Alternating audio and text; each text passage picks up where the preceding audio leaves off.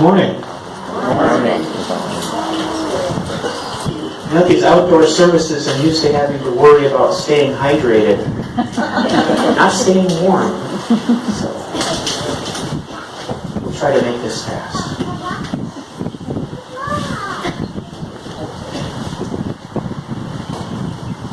Beginning with the Revolutionary War, there have been something like 78 different wars or distinct conflicts that the U.S. military has been involved in.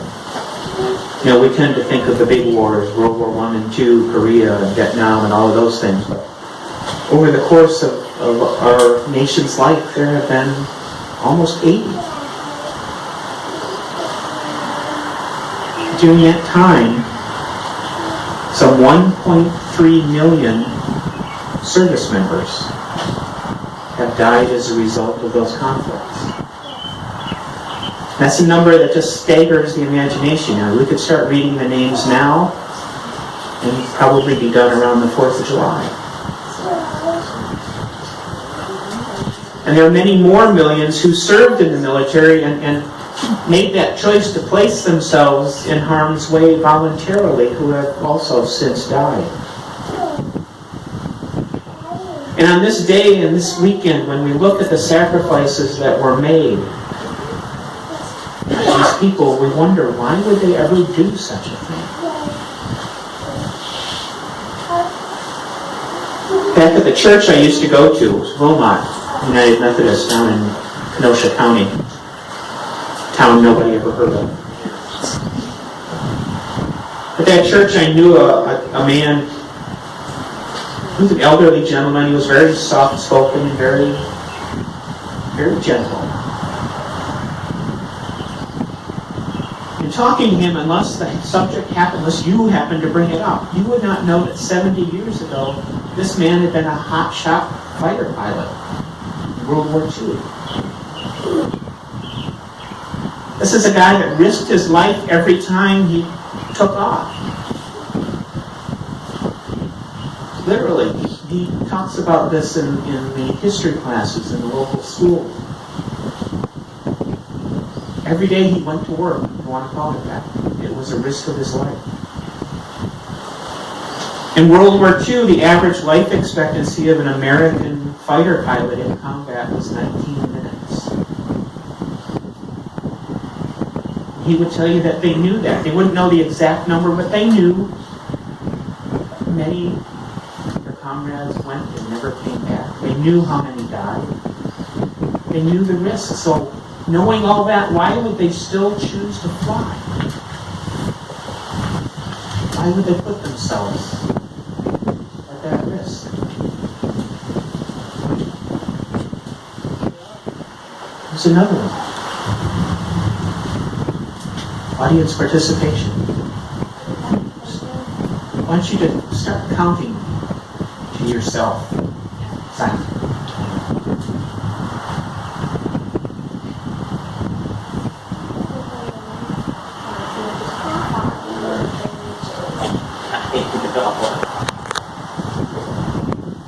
Okay. I knew another man a long time ago when I was young. He was the father of a girl that I knew in college, and it was the same story. Mild-mannered guy, very gentle. I don't think I ever heard him raise his voice. He sold appliances at the local department store. And he never talked about it, but somebody else who knew him told me years later that this man had been a glider pilot in World War II. And being a glider pilot is pretty much what it sounded like. These were aircraft with no engines. They were made of wood and fabric. And they would get towed up over enemy territory, and then the plane would release them and they would land, hopefully intact. And the life expectancy of a glider pilot in combat was 17 seconds. That's about the amount of time that I had to count. And they also knew the risks. They also knew what it meant. But yet they still volunteered to be dropped into combat zones, knowing their life expectancy was shorter than most commercials we see on TV today. And you ask yourself, why would they do such a thing?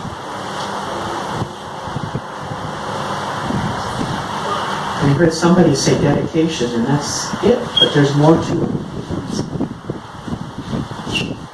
I think Jesus knew the answer to that question before we ever asked him.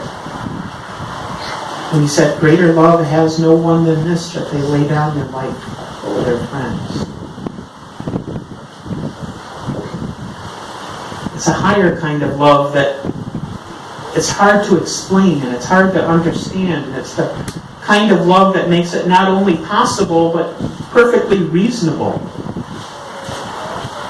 for someone to choose to put their own life in jeopardy for the sake of someone else. It's a kind of love that chooses the welfare of somebody else over your own self. These are people that made that choice for the good of their country. And Jesus modeled that kind of love for us because in his ministry he deliberately reached out to the otherwise unloved and the disenfranchised. And Jesus made a point of bringing his message to everybody, and later, of course, he gave that last full measure of love for his fellow human beings on Golgotha. Jesus knew about this love and he lived it so that his disciples and all of us who have come after would know what he was talking about when he said it. Love one another as I have loved you. Greater love has no one than this.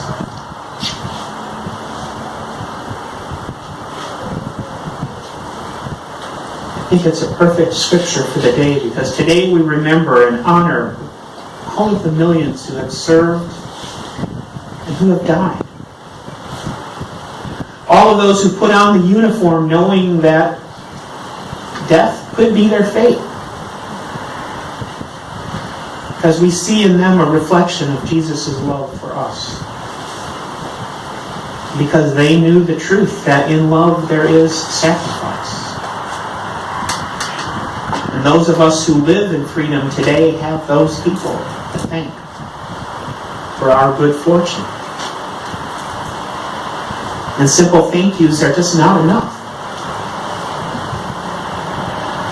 They're not enough because in our richness, we must always remember those who made it possible and we must take care of them.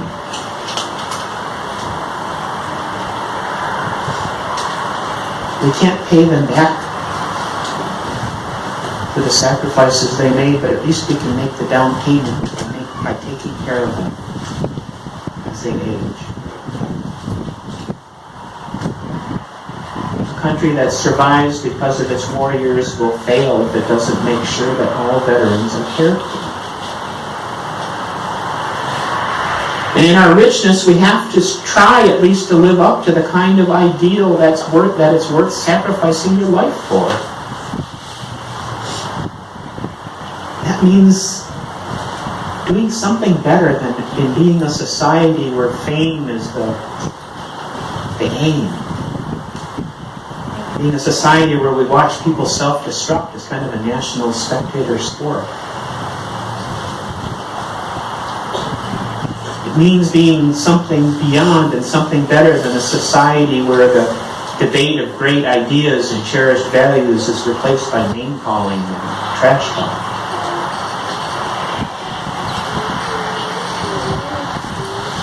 It means being a society where everybody has worth. And the right to freedom of all people is a given. It's not a question. These are the ideals that people died for. And we owe it to them to live up to them.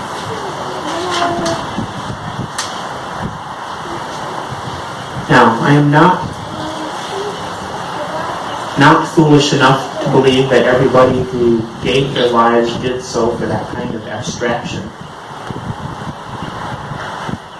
One of my favorite authors, Jerry Purnell, he once wrote that nobody went over the top yelling for a higher standard of living. Nobody ever charged a pillbox or took off in a fighter saying, "This is for the Electoral College." The individual motives they had are more complex than that. They have to do with teamwork, and they have to do with not letting down your comrades and your friends. But ultimately, they were in that position because they made the choice that they loved their country enough to say, "I will stand between you and those that would hurt you." And that's love. It's love that they showed us. And I think, and this is random and reckless speculation, but I think it's that kind of love that Jesus probably couldn't really know until he was one of us. It's the kind of love that Jesus really probably couldn't appreciate until he knew the struggles of being a human being and knew what it was like to have a mom and a dad and sisters and brothers and to have others in your life whose hearts were bound with yours. And once he did understand, he chose to make that sacrifice too.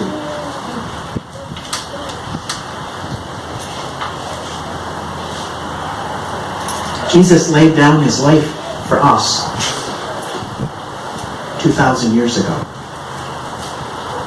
And if we love him as he loved us, every day we should be asking ourselves, how have I repaid the love that Jesus showed us?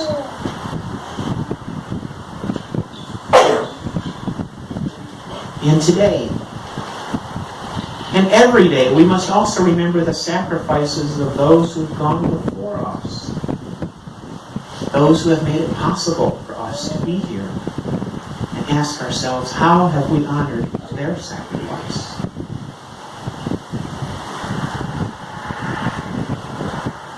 I was imagining this week that maybe, just maybe, we took the time to walk the long, silent rows of markers at a veteran's cemetery. We strained our ears to listen past the flapping of the little flags that we decorate the markers with.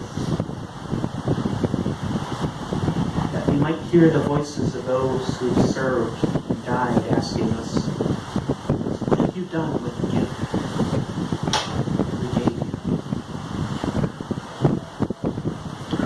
What have you done with the freedom that we made possible? What are you going to do with the choices that you have because of us?